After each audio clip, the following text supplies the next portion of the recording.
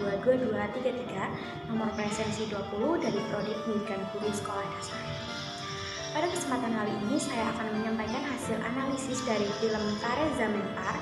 Terdapat beberapa hal yang dianalisis. Yang pertama yaitu tokoh utama. Tokoh utama ini dianalisis dari sudut perkembangan kognitif, perkembangan psikososial, dan perkembangan moral serta perkembangan bahasanya. Kemudian yang kedua ada analisis pembelajaran di sekolah melalui sudut teori belajar behavioristik, kognitif, humanistik, dan konstruktivisme.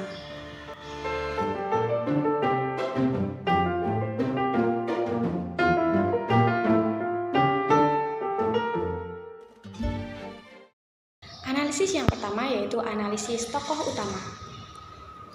Yang pertama yaitu analisis dari sudut perkembangan kognitif dan perkembangan bahasa.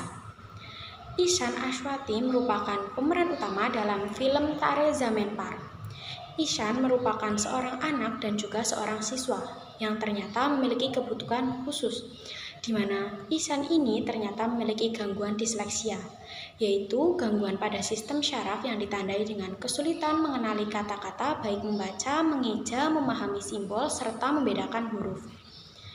Anak disleksia mengalami hambatan pada perkembangan kognitifnya. Anak cenderung lambat dalam berpikir dan susah memahami sesuatu seperti menghitung, menganalisa, serta memahami kata. Hal ini juga dialami oleh Ihsan, di mana ia kesulitan dalam membedakan huruf, kesulitan menulis dan membaca, serta kesulitan menghitung. Membaca merupakan aktivitas audiovisual untuk memperoleh makna dari simbol berupa huruf atau kata. Menurut Tarigan, membaca adalah suatu proses yang dilakukan serta dipergunakan oleh pembaca untuk memperoleh pesan yang hendak disampaikan oleh penulis melalui media kata-kata atau bahasa tulis. Adanya gangguan dalam membaca ini menyebabkan anak-anak kesulitan bahkan tidak mampu memperoleh pesan dalam bacaan. Membaca sendiri adalah merupakan bagian dari kegiatan belajar. Menurut Subini, membaca adalah dasar utama untuk memperoleh kemampuan belajar berbagai bidang. Oleh karena itu, apabila seorang anak mengalami gangguan perkembangan bahasa, maka akan mempengaruhi perkembangan kognitif anak. Seperti halnya yang dialami oleh Ihsan, di mana gangguan disleksia yang dialami Ihsan ini mempengaruhi perkembangan kognitifnya. Ia cenderung kesulitan dalam mengikuti kebanyakan mata pelajaran. Perlu adanya penanganan sesuai untuk mengatasi gangguan disleksia tersebut. Dalam meningkatkan perkembangan kognitif, maka diperlukan stimulus-stimulus yang khusus untuk melatihnya, terutama pada anak yang mengalami gangguan disleksia. Hal ini dikarenakan pemberian stimulus yang sesuai dengan tahapan perkembangan anak akan menghasilkan hasil yang maksimal. Maka dari itu perlu peningkatan kemampuan kognitif pada anak disleksia agar tahap perkembangan kognitifnya dapat berkembang sesuai tahap usianya.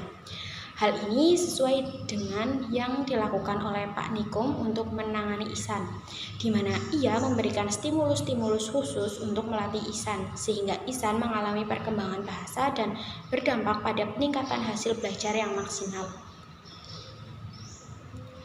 Kemudian yang kedua yaitu analisis dari sudut perkembangan psikososial dan perkembangan moral. Keterlambatan dalam bidang-bidang pertumbuhan dan perkembangan anak disebabkan oleh kurangnya perhatian, bimbingan, dan pengetahuan orang tua terhadap perkembangan psikologi dan psikososial anak di jenjang usianya.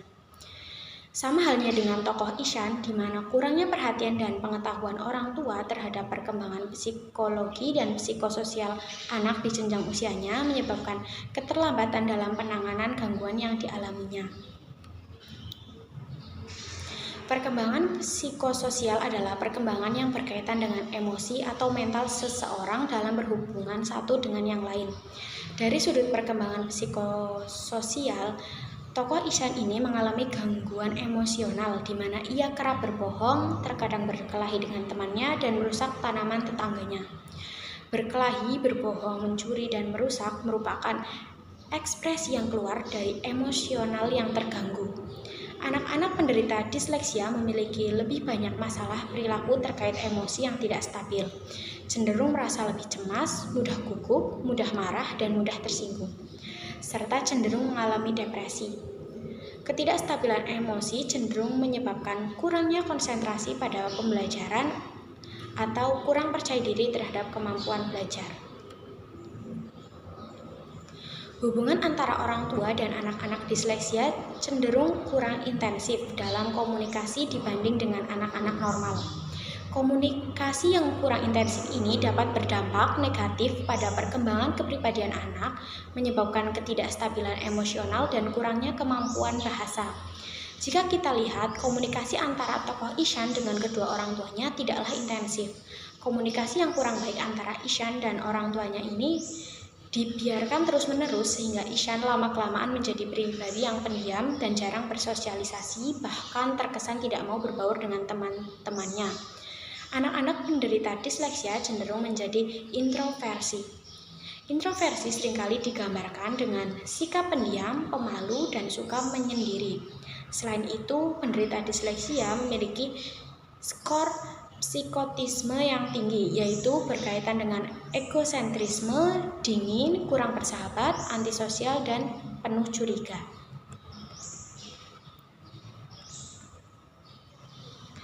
Dari sudut perkembangan moral, tokoh Ishan cenderung kurang dalam memahami aturan, seperti ia seringkali melanggar peraturan seperti tidak mengerjakan pekerjaan rumah, bolos, dan sering terlambat bangun. Pada anak yang mengalami disleksia, masalah perilaku seringkali menimbulkan konflik dengan orang lain, seperti ketidakpatuhan terhadap disiplin maupun amukan. Peserta didik dengan masalah tersebut sering dimarahi oleh guru dan orang tua, dan ditolak oleh teman sekelasnya. Hal ini dapat dengan mudah menyebabkan masalah emosional dan mempengaruhi studi mereka. Kemudian, analisis yang kedua yaitu analisis pembelajaran di sekolah. Yang pertama yaitu analisis pembelajaran di sekolah melalui sudut teori belajar behavioristik dan teori belajar kognitif. Teori belajar behavioristik adalah teori belajar yang menitik beratkan pada perubahan perilaku peserta didik. Teori ini mengacu pada suatu pendekatan psikologi yang fokus pada perilaku yang terlihat dan tidak terkait dengan kesadaran atau konstruksi mental. Pada sekolah pertama dan kedua Ishan dalam film Tare Zaman Par sama-sama menekankan pada perubahan perilaku dari peserta didik. Peserta didik pada kedua sekolah tersebut dianggap telah belajar jika ia mampu menunjukkan perubahan dalam perilakunya. Dalam teori behavioristik, perilaku siswa yang kuat dapat muncul ketika diberikan penguatan, sementara perilaku tersebut dapat menghilang jika dikenakan hukuman. Hal ini juga terdapat dalam sekolah pertama dan kedua Ishan, di mana untuk menghilangkan perilaku yang dianggap guru tidak sesuai maka akan dihukum seperti halnya yang dialami oleh Ishan ketika tidak dapat mengikuti pembelajaran seperti peserta didik lainnya. Pembelajaran yang didesain berdasarkan teori belajar behavioristik memandang pengetahuan sebagai objektif, sehingga belajar dipandang sebagai penerimaan pengetahuan sedangkan mengajar dipandang sebagai proses pemindahan pengetahuan kepada peserta didik.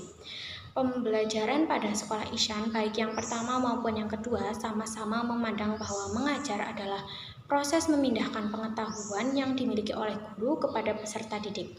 Selain itu, pembelajaran pada sekolah pertama dan kedua Ishan juga lebih berpusat pada guru di mana peserta didik cukup pasif dalam pembelajaran. Peserta didik cenderung hanya duduk mendengarkan penjelasan guru dan pemahaman peserta didik ini hanya bergantung pada bagaimana siswa dalam menangkap penjelasan dari guru. Hal ini sesuai dengan ciri utama dari teori belajar behavioristik di mana guru berperan otoriter sebagai agen indoktrinasi dan propaganda, serta pengendali respon perilaku. Dalam pendekatan teori belajar behavioristik merupakan proses pembentukan, yaitu membawa peserta didik untuk mencapai target tertentu, sehingga menjadikan peserta didik yang tidak bebas berkreasi dan berimajinasi. Pada sekolah Ishan, baik yang pertama maupun yang kedua, pembelajaran berpusat pada guru dan pengetahuan sendiri hanya berasal dari penjelasan guru, sehingga membuat peserta didik tidak bebas dalam berkreasi dan berimajinasi. Akan tetapi hal ini tidak berlaku bagi Pak Nikum, di mana ia cenderung membebaskan peserta didiknya dalam belajar dan membangun pengetahuannya sendiri. Berbeda dengan teori behavioristik, teori kognitif lebih mementingkan proses belajar daripada hasil belajar. Teori ini mengatakan bahwa belajar tidak semata-mata melibatkan hubungan antara stimulus dan respon. Dalam pembelajaran di sekolah Ishan, hal ini tidak berlaku karena pada sekolah Ishan, baik yang pertama maupun yang kedua, sama-sama lebih mementingkan hasil belajar dibanding prosesnya. Menurut Piaget, perkembangan kognitif merupakan proses genetik, yaitu proses yang didasarkan pada mekanisme biologis perkembangan sistem syaraf. Dalam teori kognitif, anak SD berada pada tahap perkembangan operasional konkret, yaitu usia 7-11 tahun, di mana peserta didik mulai menggunakan pemikiran logis untuk memecahkan masalah, akan tetapi belum bisa berpikir secara abstrak. Pada tahap ini, peserta didik memerlukan media pembelajaran yang dapat menghadirkan pengalaman langsung dalam pembelajaran.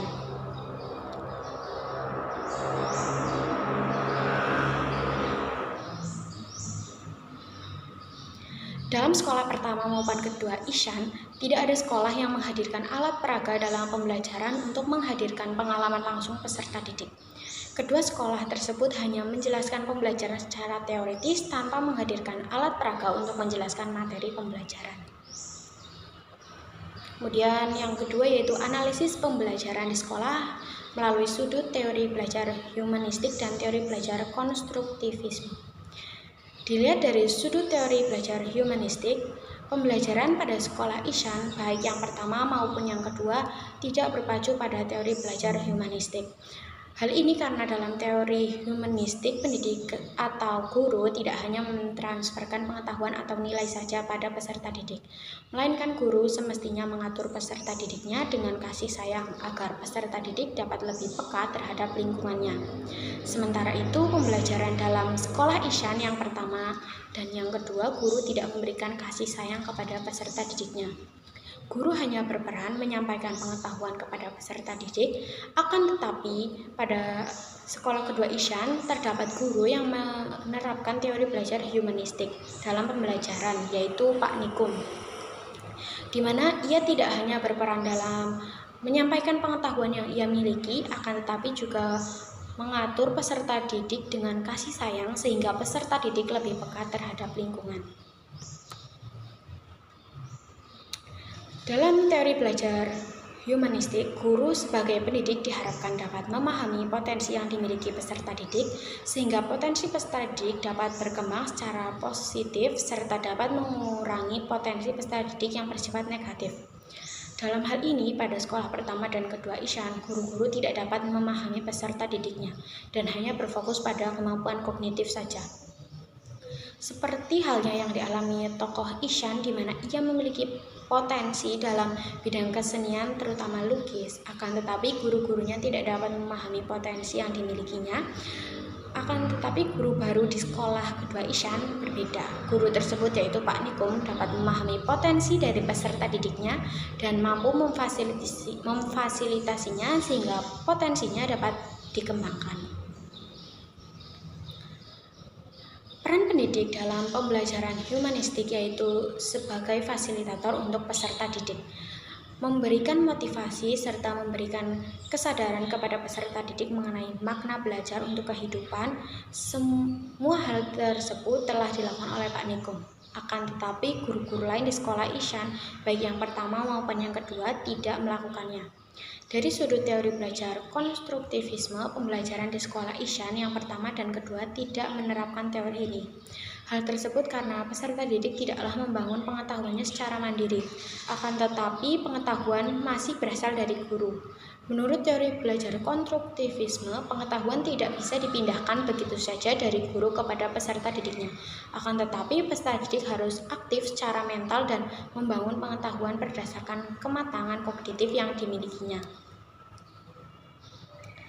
Dalam teori konstruktivisme, guru hanya berperan sebagai fasilitator yang dalam pembelajaran. Namun dalam pembelajaran di sekolah pertama dan kedua Isyan, guru berperan sebagai sumber pengetahuan, bukan hanya sekedar fasilitator untuk membangun pengetahuan secara mandiri. Berbeda dengan guru-guru lain, guru baru di sekolah kedua Isyan yaitu Pak Nikum memberi kesempatan pada peserta didik agar menggunakan strateginya sendiri dalam belajar secara sadar. Dan Pak Nikum hanya berperan dalam membimbing peserta didiknya dalam membangun pengetahuannya. Sekian analisis dari saya. Wassalamualaikum warahmatullahi wabarakatuh.